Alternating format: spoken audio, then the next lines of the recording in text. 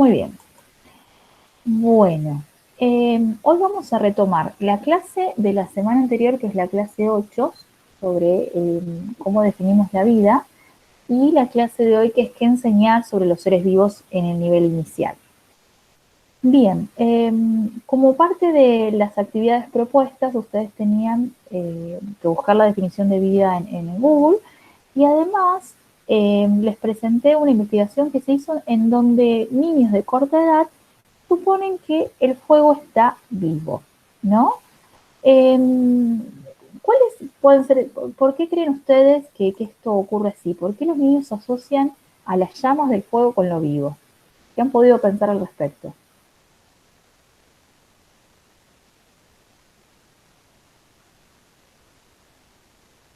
Puede ser, profe, porque tiene movimiento también, a lo mejor el fuego, no sé, el color.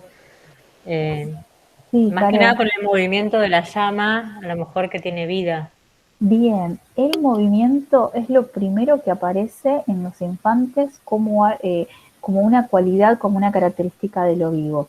Entonces ahí la dificultad de reconocer que tal vez, no sé, estoy pensando en un cactus, en una planta, o sea, ¿por qué está vivo si no se mueve? Y de llevar esto de objetos inanimados y sí asignarles un tipo de vida. Como para mostrarles que no solo pueden suponer que el fuego está vivo, quiero compartir con ustedes unas breves entrevistas que realizaron compañeras de ustedes en formación de otros años, consultando a niños acerca de la vida, ¿no? ¿Qué era la vida y cuándo algo estaba vivo? Y estas fueron sus respuestas. Bueno, a ver, que voy a aceptar a quien me está pidiendo ingresar. Ahí está. Bien. Y estas fueron algunas de sus respuestas. Acá está. Bien, se le pregunta a una niña de 3 años, ¿qué es esto? Una roca. ¿Y está viva la roca? No, está muerta. ¿Vos estás viva? Sí, porque tengo sangre y huesos. ¿Y quién más está vivo acá? El bebé, y señala un juguete. A una niña de 5 años, ¿vos sabés qué es un ser vivo? Yo amo a los animales. Un ser vivo es una persona que está viva. Un ser vivo, dice un niño, es lo que está vivo como nosotros y los animales. Los perros que tenemos en casa son seres vivos. El gato que tiene la señora del kiosco también. Habrán notado que ya esto del movimiento en las llamas, el movimiento en los animales, reconocer que los animales están vivos, que las personas están vivas, es aquello que empieza a, a abundar en este tipo de respuestas. Esta respuesta me encanta. ¿Qué cosas son las que tienen vida? Las que viven en Argentina, porque Argentina cuida las cosas que tienen vida y cuida a las Islas Malvinas, que son hermanitas e hijas de la Argentina. Y acá en este diálogo hay un cruce interesante, ¿no? Porque cuando se le pregunta si una piedra es un ser vivo, la primera niña dice que sí, porque yo cuando juego le pongo agua. Otra niña responde que sí porque se reproducen, ¿sí? Aparece una característica de los seres vivos, aparece al menos la mención.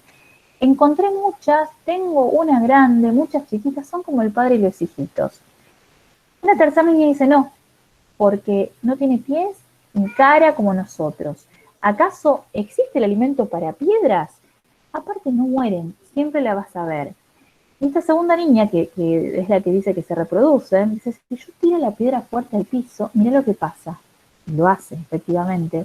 Y esa piedra se rompe y entonces se pregunta, ¿eso no es morir? Pobre piedrita.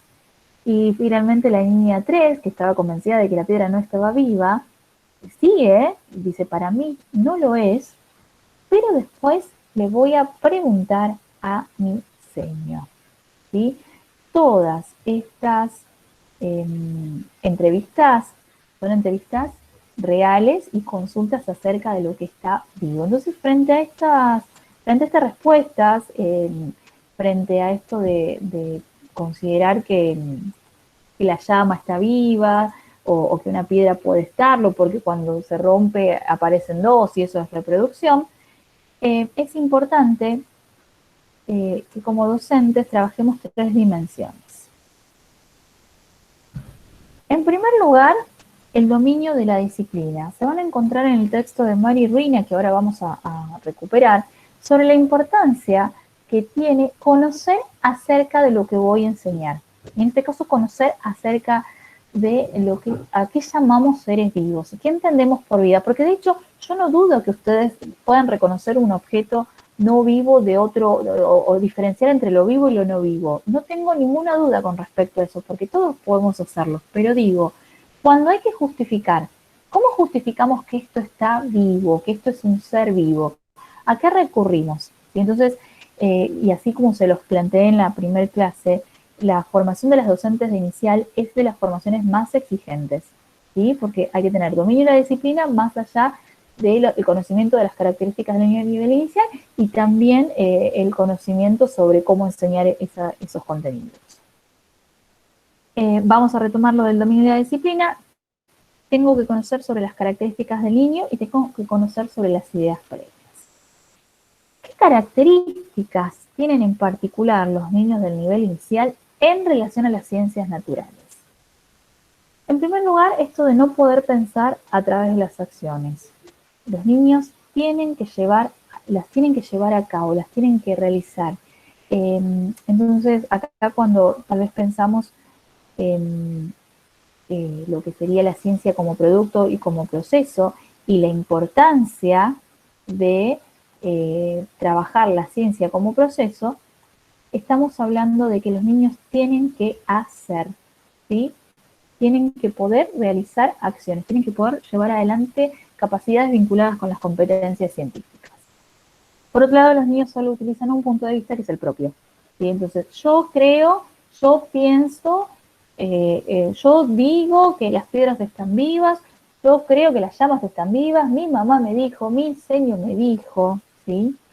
Se van a centrar en un solo aspecto de un objeto o una situación al mismo tiempo, tienden a no relacionar un hecho con otro cuando se encuentran en una secuencia de hechos que no les son familiares, que no les son cotidianos, y les es muy difícil anticipar el resultado de las acciones, qué va a suceder, entonces es importante hacer, qué va a suceder si mezclo estas dos sustancias. Anticipar no resulta sencillo, entonces vamos a mezclar las dos sustancias, hay que llevar a cabo, hay que realizar la acción. Una vez conocidas estas características, también tenemos que tener nociones acerca de las ideas previas. ¿Esto lo trabajaron en alguna otra materia, a que llamamos ideas previas?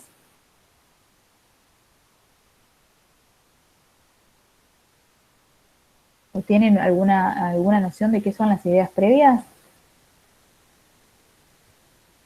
No, de mi parte no, profe. Bien.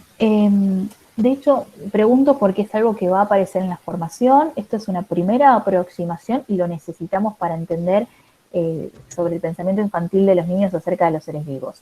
Cuando hablamos de ideas previas, hablamos de construcciones que son únicas, personales de cada sujeto, que es el resultado de la interacción de ese sujeto con el entorno. Entonces podemos decir, son el resultado de la interacción de ese sujeto, de ese niño con el ambiente. Cuando hablamos de ambiente, hablamos de que el niño está inmerso en el ambiente, conoce el ambiente, interactúa con el ambiente, y lo que hace a nivel inicial es un poco complejizar la mirada sobre ese ambiente, ayudarlo a profundizar la mirada. Entonces, hay ideas, hay construcciones personales. Muchas de estas construcciones acerca de cómo funcionan las cosas o de cómo ocurren los fenómenos, o en este caso, aquí llamamos seres vivos, son ideas implícitas, es decir, no forman parte de la estructura consciente del sujeto y es necesario sacarlas a la luz. Ustedes como docentes tienen que colaborar, que el niño explicite, bueno, a ver, vamos a identificar qué es lo que está vivo y lo que no está vivo. ¿Qué entiendo por ser vivo? ¿Este zapato es un ser vivo? ¿Este gato es un ser vivo? ¿Por qué sí? ¿Por qué no? ¿Cómo sé que es un ser vivo? Muchas veces estas ideas previas o preconcepciones, desde el punto de vista científico, suelen ser incorrectas, porque de algún modo tienen que ver con la interacción directa de ideas previas, también las mantenemos a medida que vamos creciendo, digo, no son solo características de los niños, sino que todos tenemos ideas acerca de, suelen ser resistentes al cambio, en ocasiones suelen ser contradictorias. El material que les presento en esta clase muestra un ejemplo. Cuando a una niña se le pregunta, a una niña de 5 años, se le pregunta la diferencia entre animales y bichos. Ella da una respuesta muy clara. Los animales son grandes y los bichos son chiquitos y son feos. Entonces, en función a esta explicitación que hace, ¿no? De qué idea tiene acerca de animales, a qué entiende por bicho, la entrevistadora le pregunta, le presenta una lámina con víboras y le pregunta, ¿y la víbora qué es? Un bicho. Pero, ¿acaso no habías dicho antes que los animales son los grandes y los bichos son los pequeños? Sí, es grande la víbora, pero es un bicho porque no me gusta. O sea, en la misma entrevista, estas ideas muchas veces resultan contradictorias. Y esto es importante, operan como marco conceptuales que orientan las observaciones y el procesamiento de la información recibida. Voy a aceptar a quien está queriendo ingresar. Bien, y esto lo podemos ver, esto de que opera como un marco conceptual, en las respuestas de esta niña que considera, y vuelvo a la entrevista, que de hecho los seres vivos requieren, o sea, tiene una idea acerca de que los seres vivos requieren de agua, ¿sí? Entonces, porque habrá observado en la interacción con el entorno que sus mascotas consumen agua, ella como ser vivo también incorpora agua. Tal vez si tiene la noción de plantas como seres vivos y el riego de las plantas, ha hecho que construya esta idea, ¿no? Pero que construya la idea que si a una piedra le pone agua, también es un ser vivo. Entonces, ese marco conceptual, de esa forma de ver el mundo, le es útil, ¿sí? Por eso decimos, operan como marco conceptual que orientan las observaciones y el procesamiento de la información. Entonces, de algún modo, de forma de deducción, si a un elemento o algún objeto le agrego agua, ese objeto debe ser un ser vivo. Entonces es importante poder rastrearlas. Y de hecho, las ideas previas son universales. Independientemente de la cultura, independientemente del tiempo histórico, hay ciertas ideas con respecto a cómo funciona el mundo que se construyen como parte de característica de la población humana. Esto de por ejemplo, el sol sale por el este y preguntar que, bueno, y el desplazamiento del sol y es el sol el que se mueve, tiene que ver con la interacción con el mundo. Y de hecho, estas ideas previas muchas veces son el resultado de esas observaciones directas que realizamos, ¿no? De esa interacción con el entorno. Rastrearlas es importante.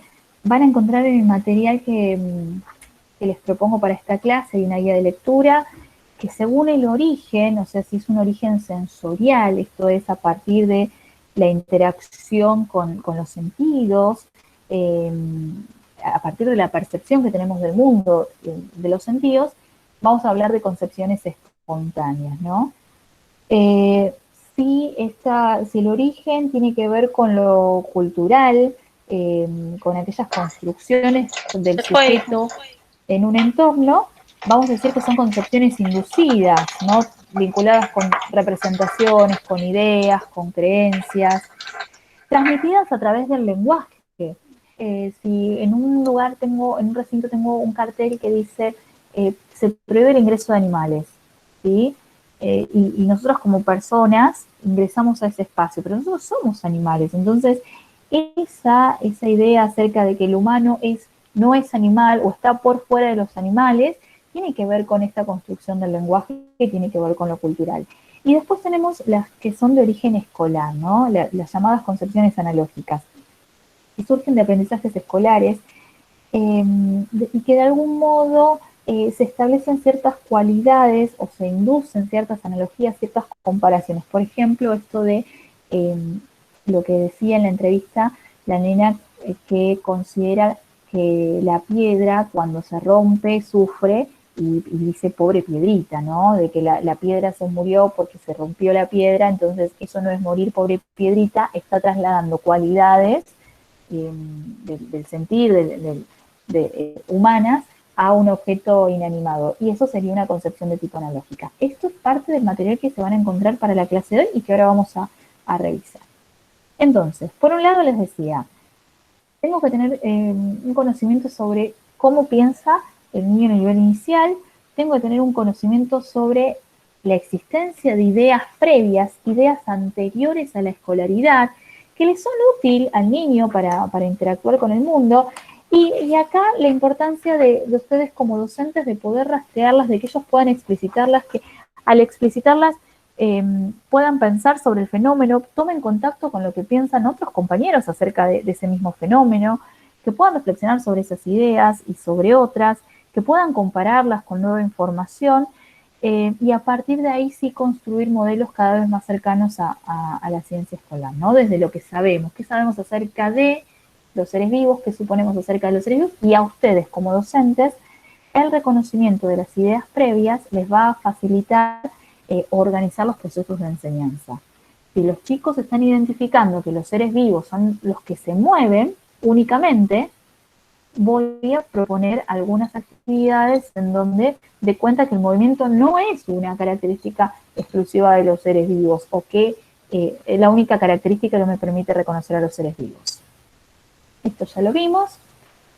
Y ahora, decía 3 dimensiones: conocimiento de las características de los niños, reconocimiento de las ideas previas y dominio de la disciplina. Esto que voy a mencionar ahora tiene que ver con la clase anterior. En la clase anterior les pedí que busquen las definiciones en Google sobre vida, que las registren. Les consulté sobre esto de por qué los niños pueden suponer que las llamas estén vivas, las llamas del fuego estén vivas. Les presenté esta situación de 2010 acerca de la síntesis de una materia, de una célula, la vida artificial, ¿sí? ¿Cómo podemos decir que eso creado en el laboratorio es vida? Y les propuse la lectura del texto del libro de Biología General de Curtis acerca de cómo definimos a lo que está vivo. Sabemos reconocer lo vivo y lo no vivo, pero ¿cómo definimos lo vivo? Y acá tenemos una serie de características. En principio, vamos a decir que son sistemas abiertos, ¿sí? Y son sistemas abiertos por la capacidad de poder intercambiar materia, energía e información, ¿sí? Ahora bien, un inodoro también es un sistema abierto, una casa es un sistema abierto, un automóvil es un sistema abierto. Si yo pienso en la entrada de materia, de energía, de información y en la salida de materia, energía e información, todos estos son sistemas abiertos. La particularidad con los seres vivos es que además de ser sistemas abiertos que intercambian con el medio, ¿sí? De hecho yo ahora estoy exhalando dióxido de carbono, estoy incorporando oxígeno, eso es intercambio de materia. Antes de empezar esta clase comí una galletita, incorporé materia y de ahí estoy transformando la energía química en movimiento. Estoy leyendo, ¿sí? Y estoy transmitiendo a través del lenguaje, hay un intercambio de información, soy un sistema abierto. Pero además, como ser vivo, los sistemas abiertos son complejos y tienen la capacidad de construirse a sí mismos y autorregularse. Si vamos al origen de la vida, si vamos hace unos 3.500 millones de años atrás, anterior a la vida, las organizaciones anteriores a la vida, que vamos a llamar las organizaciones prebióticas, eran sistemas abiertos. Podían intercambiar materia y energía con el medio, se incorporaban pequeñas moléculas, eliminaban otras, aumentaban de tamaño. Cuando el tamaño era, y estamos hablando a nivel molecular, aumentaban de tamaño, cuando crecían mucho se dividían en dos, pero no eran capaces de construirse a sí mismas ni autorregular su funcionamiento. Recién cuando aparece estas características, esta función de poder construirse y autorregularse, hablamos de las primeras formas de vida. Al conjunto de esas reacciones químicas que hacen a un ser vivo, que hacen a una célula, la vamos a llamar metabolismo, ¿sí? De la totalidad de las reacciones químicas. Metabolismo que permite esos intercambios de materia, esos intercambios energéticos, incorporar materiales, transformarlos, construir nuevos materiales, transformar un tipo de energía en otra. Los seres vivos además como veníamos diciendo, este intercambio de información, tienen un tipo de información especial que lo llamamos información genética o ADN. Hay un manual de instrucciones de cómo construir un ser vivo, digo, la maravilla de la vida, donde a partir de una célula están todas las instrucciones para construir ya sea un organismo unicelular o pluricelular, pero complejo. Digo, es fabuloso entender el fenómeno de la vida y cómo se van dando la construcción y autorregulada, ¿sí? Por sí misma, ¿no? La amarilla de la vida. Los seres vivos se perpetúan, esto es, se reproducen, pero digo, la reproducción no es solo a nivel de los organismos, sino estamos hablando de la reproducción a nivel celular. Daño alguno de mis tejidos con un corte y al cabo de unas semanas ese tejido ha cicatrizado, se ha reparado, ahí hubo reproducción celular. Me puedo perpetuar como individuo, pero también se perpetúa la vida en el tiempo. Les dije que hace 3.500 millones de años que existe vida, en diferentes envases, ¿sí? Nosotros como especie estamos relativamente hace poco, pero existieron otras formas de vida, pero siempre existió vida. Desde que surgió la vida en nuestro planeta, existieron extinciones masivas, estamos transcurriendo una extinción, pero la vida como tal ha estado presente desde esas primeras formas de vida. Y algo que caracteriza a los seres vivos es esta organización, ¿no? Si vamos a cómo está constituido el universo, hablamos de átomos. Los átomos se organizan formando moléculas. Las moléculas se organizan formando agregados moleculares. Los agregados moleculares forman estructuras como son las células y ahí empieza el nivel de lo que consideramos seres vivos. Las células se organizan formando tejidos, los tejidos se agrupan formando órganos, los órganos forman sistemas de órganos, los sistemas de órganos conforman a los organismos de una misma especie forman parte de una población, distintas poblaciones constituyen una comunidad, en varias comunidades podemos considerarlo un ecosistema y hablamos de la biosfera y hablamos de la vida en la Tierra. Y lo interesante de esta organización es que cada vez que ascendemos en un nivel aparecen propiedades que no están en los anteriores. La memoria, la atención, el lenguaje, es una propiedad que aparece como el resultado de la interacción de millones y millones y millones de neuronas que conforman el tejido nervioso, que construyen el encéfalo, pero digo, en una neurona sola no encuentro estas propiedades. Son el resultado de las interacciones. Más allá de que, por ejemplo, esto es como muñecas rusas, ¿no? Una en el interior de la otra, o sea, como organismo, tengo órganos, tengo tejidos, tengo células, tengo moléculas, tengo átomos, pero en esa complejidad y en esa organización es donde surgen estas propiedades llamadas emergentes. Y como les decía, lo que termina de definir si algo está vivo o no está vivo es que esté formado por una o más células. Cuando hablamos, por ejemplo, de los virus no son considerados seres vivos porque de hecho están en una organización anterior, se quedaron en un nivel anterior. Ya cuando hablamos de una célula o más células, sí estamos hablando de seres vivos. Esto que estoy mencionando ahora como característica de los seres vivos, lo encuentran acá, en este material, ¿sí? Que es el de la semana anterior, sobre característica de los seres vivos. Y esto es lo que yo hablo del dominio de la disciplina. Si voy a trabajar sobre seres vivos, tengo que saber a qué consideramos ser vivo. Y un ser vivo es todo eso que mencioné anteriormente. Cumple con todas esas características. ¿Con una, con dos? No. Con todas. Un ser vivo tiene todas estas características. ¿Estamos hasta acá? Porque yo no las veo al presentar. ¿Estamos? Sí, profe. Cualquier consulta, duda, Sí, vamos, me van haciendo, vamos consultando. Bien, entonces tenemos, vuelvo a esta diapo. Dominio de la disciplina es sumamente fundamental y necesario para poder empezar a pensar en propuestas de enseñanza. Conocer las características del niño del nivel, reconocer la existencia de las ideas previas para trabajar sobre ellas. Vimos eso y nos vamos a preguntar, bueno, ahora, ¿qué enseñar sobre los seres vivos en el nivel inicial? Y esto ya sería la clase 9, la clase de hoy. Esto es un recorte del diseño 2018, ¿sí? ¿Qué tengo que enseñar sobre los seres vivos en el nivel inicial? ¿Qué me indica como jurisdicción provincia de Buenos Aires? Valoración y respeto por los seres vivos. Me pide reconocer características comunes, estos son los contenidos de trayectoria, ¿no? Reconocer características comunes y diferencias entre plantas, para pasar a comparar las mismas partes de las distintas plantas.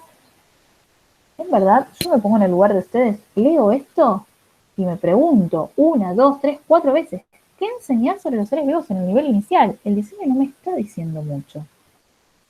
Lo que vamos a hacer nosotras ahora, y seguramente ustedes también lo trabajarán de este modo en los años siguientes, es ir entre este diseño y el anterior.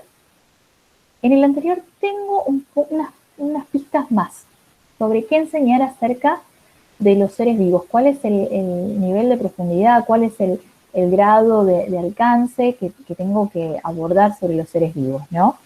Y entonces acá encuentro, por ejemplo, una primera indicación que considera las características del nivel inicial. Y me dice, el trabajo en torno a los seres vivos se circunscribe a los animales y las plantas, dejando otros grupos de seres vivos como hongos y microorganismos a etapas más avanzadas de la escolaridad. Acá ya empiezo a tener algunas pistas, ¿sí?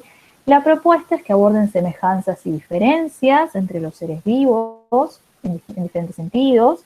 Se espera que describan, que comparen plantas entre sí, que describan rasgos comunes, diferencias. Y si sigo leyendo, puedo pensar en cambios a lo largo de un tiempo, reconocer semejanzas y diferencias entre las distintas partes de las plantas, indagar características. Tengo como un punteo un poco más desarrollado sobre qué voy a enseñar. Pero sin embargo sigo, bueno, pero ¿cómo lo bajo esto al nivel, ¿no? ¿De qué manera lo trabajo? Y acá es donde aparece una idea clave. Esto chicas, presten mucha atención porque con esto vamos a trabajar todo lo que queda del año. Vamos a trabajar con los conceptos estructurantes o conceptos metadisciplinares o metaconceptos en ciencias. Y esos son 4. Unidad, diversidad, interacción y cambio. Cada vez que piense una propuesta de enseñanza, tengo que considerar que se esté trabajando alguno de ellos, ¿sí? Cuando hablo de unidad, es identificar qué es lo que caracteriza determinados objetos y fenómenos. Diversidad es variedad, ¿sí? ¿Cuáles son las diferentes alternativas? Interacción entre hechos y fenómenos, en nuestro caso entre seres vivos y el ambiente, y cambio nos propone la pauta de pensar que lo único permanente en la naturaleza es el cambio. La naturaleza es dinámica, no es estática. La naturaleza cambia todo el tiempo. Estos conceptos estructurantes, si vamos a las indicaciones, ¿no? Los podemos encontrar. De hecho, una de las consignas es esto, ¿no? Poder identificar cuándo hay unidad, cuándo se referencia a diversidad, cuándo se diferencia a interacción y cuándo se diferencia a cambio. Vamos con esos ejemplos que son más sencillos. También está en la clase. Si yo quiero enseñar o que los niños construyan este aprendizaje de que en la plaza hay distintos animales, ¿sí? ¿Qué concepto estructurante subyace para esta afirmación? En la plaza hay distintos animales. Unidad, diversidad, interacción o cambio. Puede ser interacción con el ambiente, porque habla de la plaza. Sí, es importante. Quiero señalar esto. Les pedí que revisen nuevamente la concepción de ambiente y una de las características del ambiente es que es inabordable en su totalidad, entonces yo tengo que realizar recortes o la selección de contextos. En este caso en particular, selecciono la plaza, ¿sí? Para trabajar algunos de los aspectos del ambiente, en este caso desde la plaza. Es interacción, pero también al reconocer que hay distintos animales, ¿qué otro concepto? Unidad, diversidad, interacción o cambio. Diversidad puede ser, profe. Diversidad, bien. Y también trabajo diversidad cuando digo hay animales que viven en la plaza y otros que van a la plaza. Estoy dando opciones, estoy dando alternativas. Trabajo diversidad cuando digo que hay animales de distintos tamaños, ¿sí? Trabajo, los animales de la plaza se trasladan, estoy trabajando unidad. Algunos dejan huellas, estoy trabajando interacción, ¿sí? Las formas de trasladarse son diferentes, caminan, saltan, vuelan, se arrastran, estoy trabajando diversidad, comen distintos alimentos, estoy trabajando unidad y diversidad. Los animales incorporan alimentos, no son como las plantas que fabrican su alimento, comen alimentos, toman agua de diferente modo, algunos pierden el pelo, las plumas, la piel, ¿sí? Estoy trabajando interacción. Entonces, habrán notado que estos conceptos estructurantes no los estoy mencionando de manera directa, ¿sí? Pero subyacen a esta propuesta de enseñanza. Están ahí detrás. Yo puedo reconocer qué concepto estructura a cada una de estas afirmaciones. ¿Sí? Bien, y de hecho vamos a trabajar de este modo porque en el texto de Mariruina sobre, acá, retomo lo que dice esta autora, ¿no? Es una colega que trabaja mucho la enseñanza de las ciencias naturales en los niveles iniciales y primario, con material actualizado, ha trabajado mucho en prácticas y residencias, y empieza diciendo, estamos convencidos de que no es posible enseñar contenidos si el docente no tiene pleno dominio de la disciplina que enseña, ¿sí? Lo que decíamos con anterioridad. Una de las dimensiones es el dominio de la disciplina. Entonces, bueno, ¿cómo puedo tener dominio de la disciplina? Una de las opciones es desenrollar el concepto de enseñar. Entonces propone la elaboración de tramas conceptuales, redes conceptuales, por ejemplo, en este caso para plantas. Lo puedo trabajar desde la biología, desde la física, la química, la salud, la tecnología, la legislación. Acá hay otro ejemplo sobre plantas. A ver, acá. Si lo trabajo desde la biología, lo voy a trabajar a las plantas como seres vivos, como órganos, como ciclo vital, voy a mencionar la clorofila. Si lo trabajo desde la salud, lo puedo vincular con alimentos. Si lo trabajo desde la física, lo puedo vincular con la temperatura, la luz, el aire. Si lo trabajo desde las instituciones, lo puedo trabajar, que es el INTA, el Jardín Botánico, parques nacionales. Digo, esto que se hace como entramado conceptual no es lo que voy a enseñar, sino es el dominio que yo voy a... En algunos casos, ustedes van a tener que repasar un tema. En otros casos van a tener que estudiar, ¿sí? Entonces, es como desplegar el abanico de posibilidades para poder después tomar mejores decisiones sobre lo que han de enseñar. Esta es una alternativa, hacer entramados conceptuales. Hay otra de sonido, acá hay una de la fábrica de pastas, esto sería una unidad didáctica, todos los aspectos que tengo que considerar sobre la unidad didáctica, a problemas locales, a la historia, a los cambios, a la salud, a la geografía, a las interacciones, ¿sí? Acá tienen un claro ejemplo para nivel inicial, otro ejemplo sobre la fiebre amarilla, esto es como alternativa. Una segunda alternativa para tener dominio sobre la disciplina es hacerme preguntas, ¿sí? Y noten que las preguntas están vinculadas con los conceptos estructurantes. Si voy a trabajar alimentos, en relación a la diversidad, ¿qué puedo preguntarme? ¿Y cuáles son las clases de alimentos? ¿Qué tipos de envases tienen los alimentos? En relación al cambio de interacción, ¿cómo cambian los alimentos con el calor y el frío? ¿Cómo pueden conservarse? Es todo lo que yo tengo que conocer para después llevar adelante mi propuesta. Y dijimos, primero puedo hacer un entramado conceptual, una red, un mapa, un entramado, una trama de contenidos. Segunda opción, trabajarlo con preguntas. Y la tercera opción, y la que vamos a utilizar nosotras, es esto: la formulación de ideas básicas, la formulación de ideas claves, la formulación de esas ideas que yo espero que mis alumnos aprendan, ¿sí? Cuando les presenté este recorte de la plaza, yo espero que los chicos aprendan que en la plaza hay distintos animales. Espero que aprendan que hay animales que vienen a la plaza y que otros van a la plaza, que hay animales de distintos tamaños. Estoy formulando afirmaciones concisas, afirmaciones cortas, afirmaciones claras, que están trabajando los contenidos, ¿sí? del diseño curricular, ¿sí? Estoy trabajando las diferencias, las semejanzas, que consideran los conceptos estructurantes y que están redactadas de manera clara y sencilla, tal como debiera aprender el niño, ¿sí? ¿Qué es lo que espero que aprendan los niños? Y entonces, vuelvo al material de María Ruina. María Ruina nos dice, bueno, voy a diferenciar entre lo que son los conceptos, ¿sí? Y lo que son las ideas claves o las ideas a enseñar, ¿sí? Lo que tengo que enseñar es sobre clasificación de los animales. Una idea podría ser, los animales se clasifican en domésticos y salvajes, los animales se clasifican en aeroterrestres y acuáticos, ¿sí? Es justo la idea, lo que espero que los estudiantes, en este caso los niños, aprendan, ¿sí? ¿Estamos?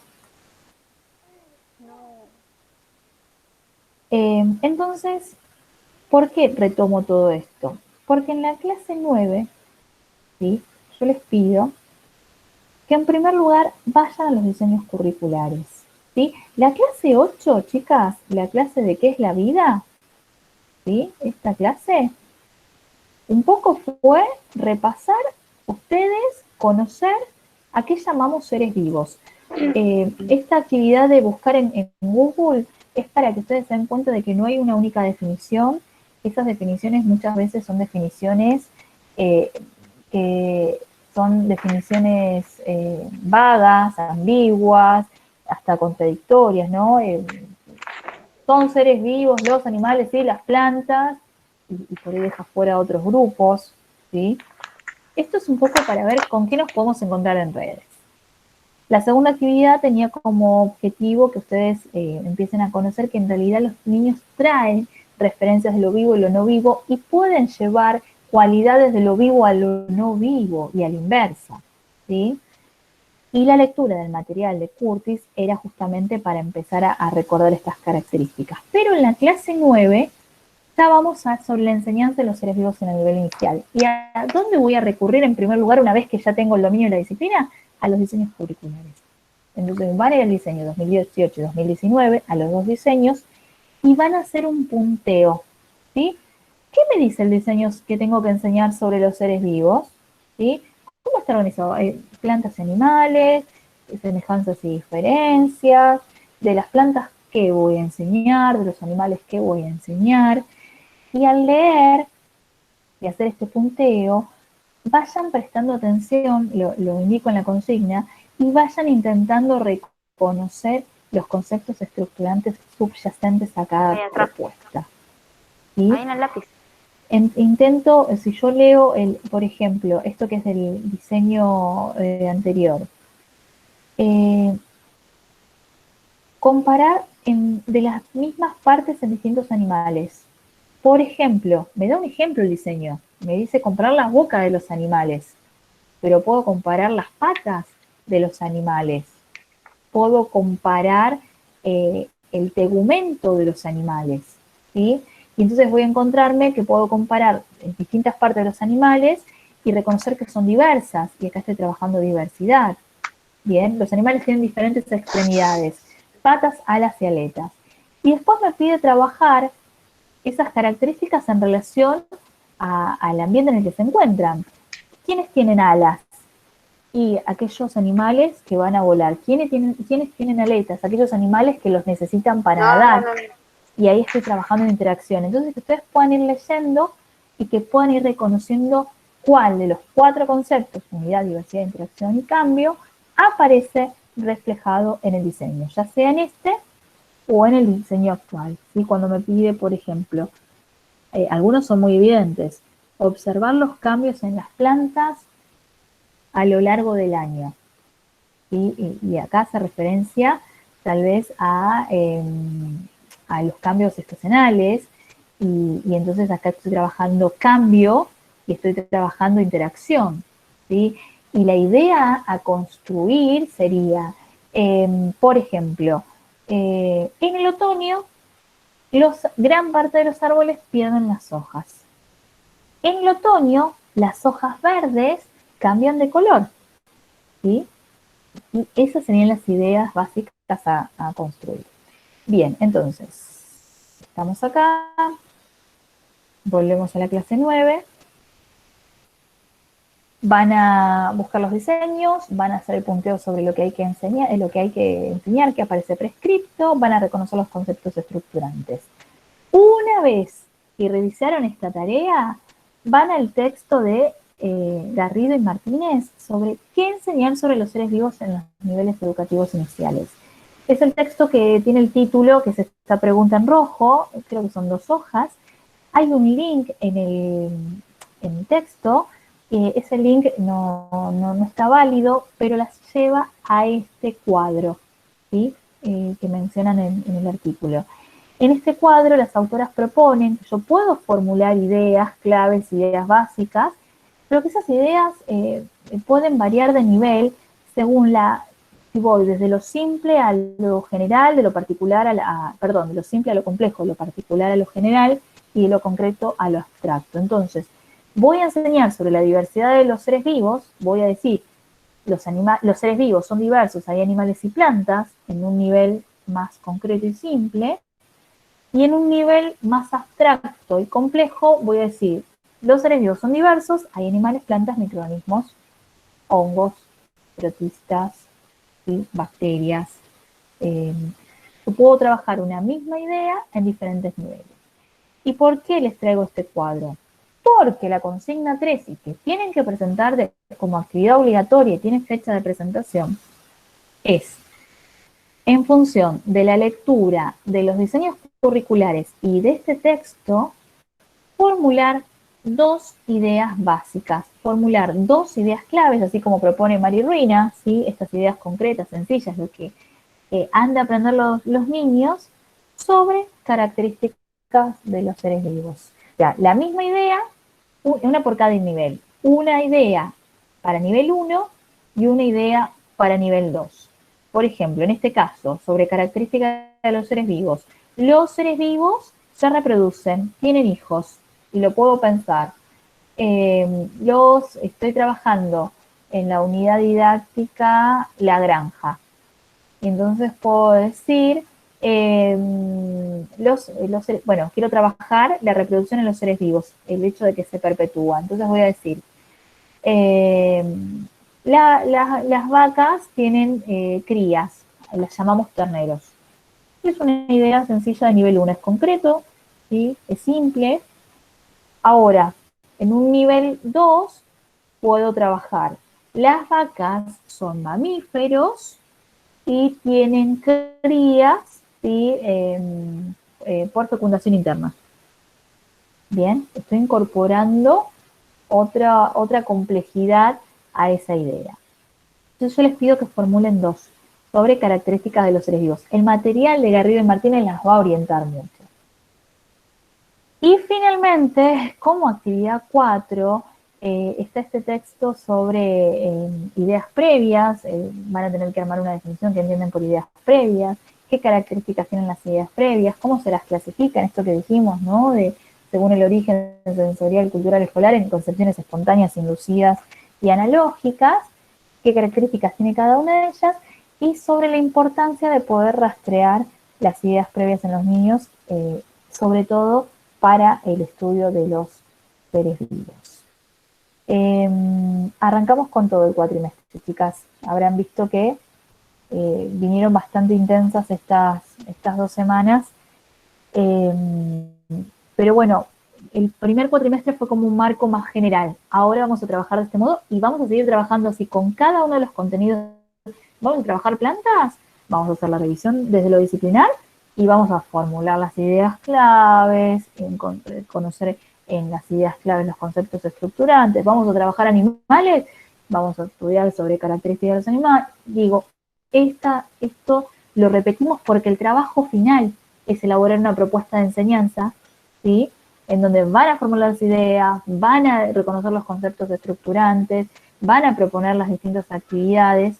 Entonces ya empezamos a hacer la práctica desde ahora. Esto se va a repetir en todos los contenidos que nos quedan a abordar en este cuatrimestre. Preguntas, dudas, inquietudes.